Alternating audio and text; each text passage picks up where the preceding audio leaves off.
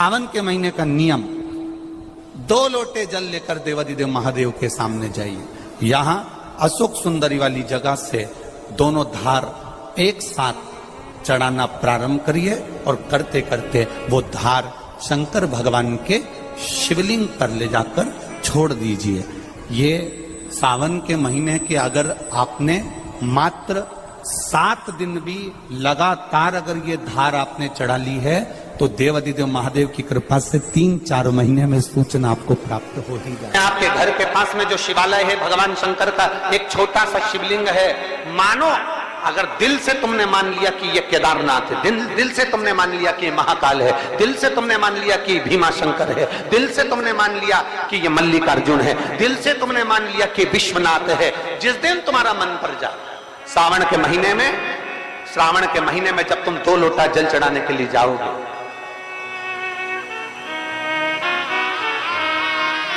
श्रावण के महीने में जब तुम 2 लोटा जल चढ़ाने के लिए जाओगे और 2 लोटा जल तक तुम अपने हाथ में लेकर चढ़ाओगे, जिस दिन तुम्हारा चित्त में मन में आ जाए कि आज मैं विश्वनाथ नहीं गई हूं, मैं सावन के महीने में मैंने विश्वनाथ का दर्शन नहीं करा है, सावन के महीने में मैं काशी नहीं गई, सावन के महीने में मैं गंगा के घाट पर नहीं गई, जिस दिन सावन के महीने में तुम्हारे मन में आ जाए 2 लोटा जल लिया, शंकर जी को चढ़ाते हुए अपने मन में विचार कर लिया कि मेरे विश्वनाथ, मैं तुम्हारे दरवाजे तो नहीं आ सकी, पर मेरे जल में अगर बल होगा तो इस जल को आप वहां से यहां आकर स्वीकार कर लोगे। वो विश्वनाथ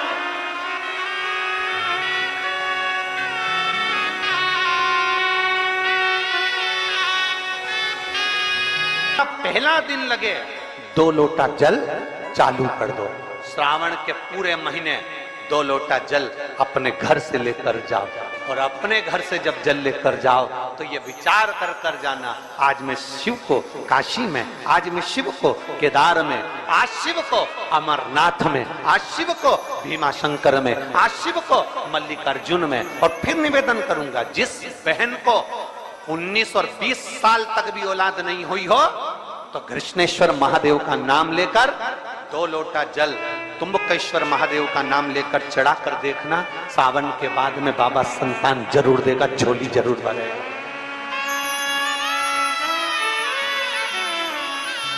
कहीं नहीं जाना, अपने नजदीक में, अपने घर के पास में, अपने मोहल्ले में, अपनी गली में, अपने चौराहे पर, अपने घर के पास में जो शिवालय हो, जो शंकर का मंदिर हो, वहां जाओ, 2 लोटा जल समर्पित करो। और फिर निवेदन करूंगा, जल से ज्यादा जरूरी है मेरे भोलेनाथ जी के मंदिर की सफाई करना। अब कीचड़ चालू हो जाएगा, पानी चालू हो जाएगा, सावन का महीना चालू हो जाएगा, अपने साथ एक कपड़ा लेकर जाओ, बाबा के मंदिर को पूरा साफ कर कर, बाबा के शिवलिंग का स्नान कर कर, बेलपत्र निर्माल्य जितना पड़ा है उसको उठाकर कहीं विसर्जन के लिए, किसी नदी तालाब बावड़ी में नहीं, किसी कुएं में नहीं, निर्माल्य तालाब में, नदियों में, बावड़ी में डालने के बाद वो निर्माल्य सड़ता रहता है, नदी नाले का पानी सूखता रहता है, उसमें कीचड़ इकट्ठा हो जाता है। उस निर्माल्य को इकट्ठा करो, गाड़ी में भरो, किसी एक खड्डा खोदकर वहां दबाकर उसकी खाद तैयार करो और बाद में बेलपत्री के वृक्ष के नीचे उसको डालते रहो। पर ध्यान रखना कि निर्माल्य हमें नदी तालाब बावड़ी कुएं में नहीं डालना है, महादेव से कहना नहीं आता। तब हम क्या करें? तो शिव महापुराण की कथा बड़ा सुंदर बात कहती है कि जीवन में कितनी भी तकलीफ हो, कितना भी कष्ट हो, कितना भी दुख हो, जब हम एक बेलपत्र लेकर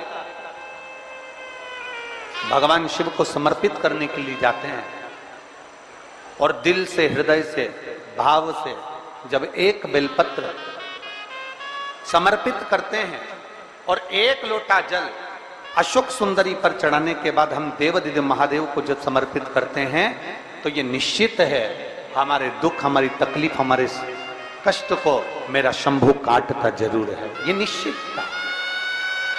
बोल बम का नारा है, जरा जम के, बोल बम का नारा है, सारी समस्या का हल।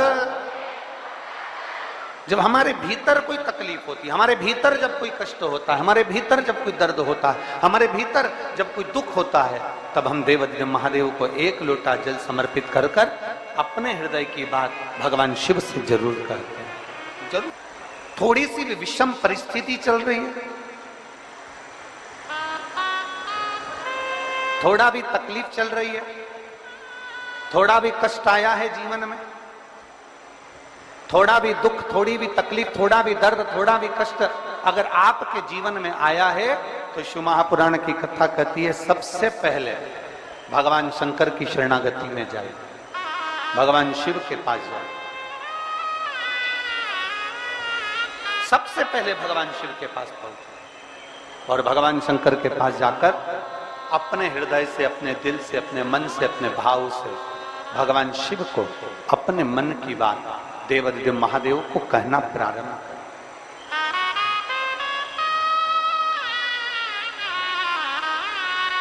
अपने भीतर जो संशय है, अपने भीतर जो संशय उत्पन्न हुआ है, अपने भीतर जो हम संशय में आए हैं, उस संशय को मिटाने के लिए, अपने भीतर के दुख को, अपने भीतर की तकलीफ को, अपने भीतर के कष्ट को मिटाने के लिए कहीं दूसरी जगह नहीं जाए। शिव महापुराण की कथा कहती है अगर जीवन में दुख भी आया है, तकलीफ भी आई है, कष्ट भी आया है, पड़ोसी के यहाँ, रिश्तेदारों को, नातेदारों को, कुटुंब को, कबीले को जाकर कहोगे, वो दुख मिटने वाला नहीं, वो संशय समाप्त होने वाला नहीं, वो तकलीफ समाप्त होने वाली नहीं, वो दुख समाप्त होने वाला नहीं है। अगर जीवन में संशय आया है, जीवन में अगर तकलीफ आई है, जीवन में अगर कष्ट आया है, तो हमें शिव की शरणागति ग्रहण कर लेना चाहिए। एक लोटा जल हाथ में लेकर भगवान शिव से अपने दिल की बात, अपने मन की बात भगवान शंकर को जरूर जाकर कहना चाहिए। कर रहे हो ये आपके ऊपर निर्भर करता है। मां, महात्मा और परमात्मा,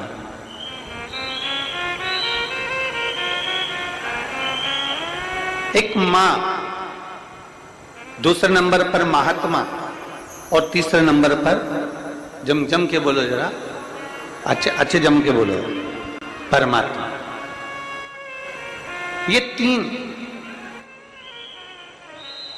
आपको देखते तक नहीं, फिर भी अपना पूरा प्रेम, अपनी पूरी वात्सल्यता, अपनी पूरी करुणा, अपनी पूरी उदारता ये आपके ऊपर उंडेल देते हैं। कौन कौन? जम के बोलो जरा। पहले नंबर पर आवाज नहीं आई, जम के जरा। मां, दूसरे नंबर पर महात्मा और तीसरे नंबर पर परमात्मा। जब बच्चा गर्भ में आता है, मां उसको देखती नहीं, मां ने उसको देखा नहीं। जब बच्चा गर्भ में आया, जब बच्चा गर्भ में पहुंचा तो मां ने उसको देखा नहीं, मां उसको देखी नहीं। बच्चा जब गर्भ में आता है तो मां ने उसको देखा नहीं होता है। बच्चा जब गर्भ में आता है तो मां उसको निहारी नहीं होती है, पर मां अपनी पूरी करुणा, अपनी पूरी उदारता, अपनी पूरी वात्सल्यता, अपना पूरा प्रेम मां उस बच्चे को दे देती है।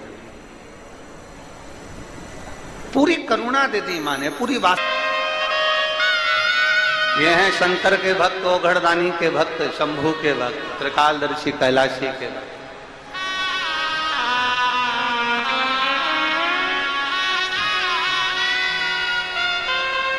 अपने नेत्रों से दर्शन करते रहते हैं। भगवान ब्रह्मा अपने नेत्रों से दर्शन करते रहते हैं, पर शंकर जी के नेत्र बंद रहते हैं, शिव जी के नेत्र बंद रहते हैं। शंकर भगवान समाधि में डूबे रहते हैं, शंकर भगवान समाधि में